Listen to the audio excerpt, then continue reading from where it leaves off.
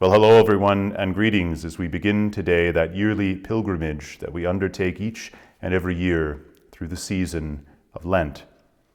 As I said in my sermon this past Sunday for Quinquagesima, the last Sunday before Lent, Lent is a season in which we try to be very intentional about the care that we give to our spiritual lives, to our inner selves, our hearts and our souls.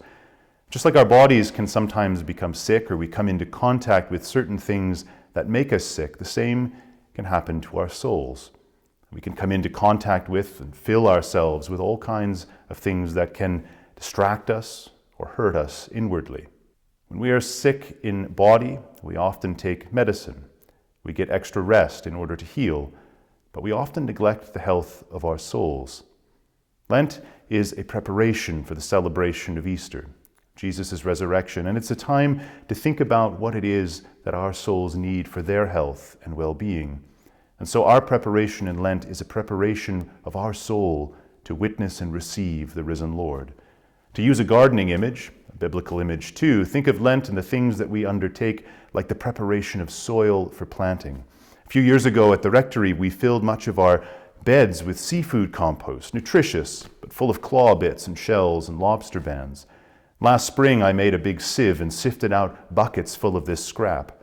I added new fertilizer to the mix, and we grew a much better and much healthier garden as a result. Lent is a time of self-discipline, but unlike the self-discipline that we might have with going for a run or going to the gym, practicing a sport or a hobby, we're not really taking on practices of self-discipline in Lent for the sake of making us better human beings with nicer figures, but of bringing us closer to a knowledge and love of God. Traditionally, we think of Lent as having three pillars, three focuses of the 40 days, areas that we are called to work on and give time and attention to: praying, fasting, and giving.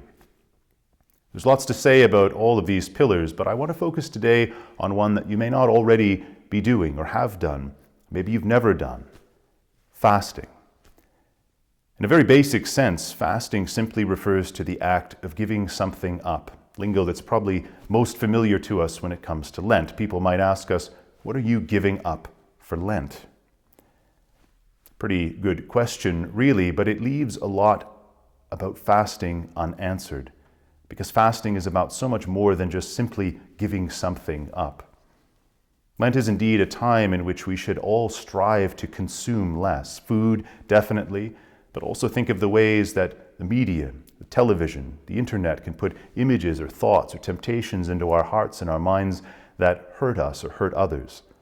Something else we won't be hurt by having less of in our lives for 40 days.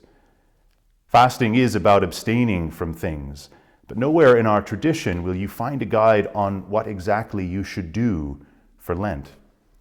This is because what you need to fast from, the discipline you need to undertake during these 40 days, is not something that someone else can tell you. It's something you must know for yourself. When we get sick, we don't run to the medicine cupboard and grab the first bottle of pills that we see and start taking them. We discern how we are sick. We ask, what is it that's making me sick? What do I need to do to cure this particular illness?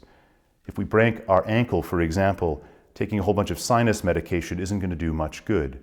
We cater the treatment to the illness. And part of our job in preparing for Lent is to ask ourselves, what do I need? What barriers are standing in the way of my knowing and loving God more fully? How are things like my appetite and my desires hurting rather than helping me? And what do I need to do to fix these things? Fasting, that is, eating less and even giving up a few meals a week, is good for all of us, and we should do it, but it may not be the particular medicine that you need for your soul this year. The purpose of fasting in Lent, to be sure, isn't to make ourselves suffer or to starve, but rather to wake ourselves up, to break patterns of self-indulgence so that we can see that even when we go without what we think we need, God is still there to take care of us. Besides food, we might even think of those things that we struggle with in our daily lives, things we could also give up: anger or frustration with others over things that don't always matter. How might we be more forgiving, and how might that help us to shed the burden of our anger and draw nearer to God? We might give up gossip or being judgmental of others, all things from which we can strive to abstain through Lent, if that is what we need. Now, none of this, I know, sounds particularly fun, and I won't lie and say that giving up meat or giving up a meal on Fridays or spending less time watching television or playing video games or endlessly scrolling our phones is going to be easy or comfortable. In fact, whatever we choose to do in Lent should be a little bit uncomfortable. Sometimes people ask, how much should I give to the church? And the answer is that we give according to our means, but we should always strive to give just a bit more, just enough so that we notice it. It's the same with fasting. If you give up something easy and you never have to think about it, what help will that be to your soul?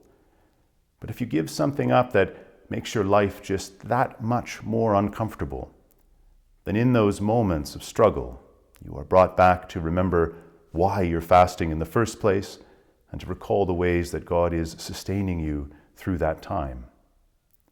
Fasting is always a discomfort that leads to joy. Fasting doesn't starve, it nourishes, but often in ways we're not accustomed to.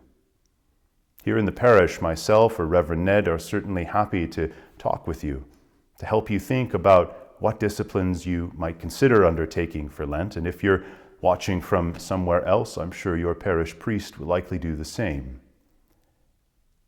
But what you need to give up, the healing that you need from the medicine that is fasting and praying and giving, that is something that you need to discern. And if you don't know where to begin, if this all sounds intimidating, then a good Lenten discipline to start with is simply to ask God every day to show you what you need and how to ask. May this Lent be for you a solemn and holy time of self-denial and wonderful growth in the Spirit. And may we all give such attention to our souls that none of us are lacking for joy when we gaze into the empty tomb on Easter morning.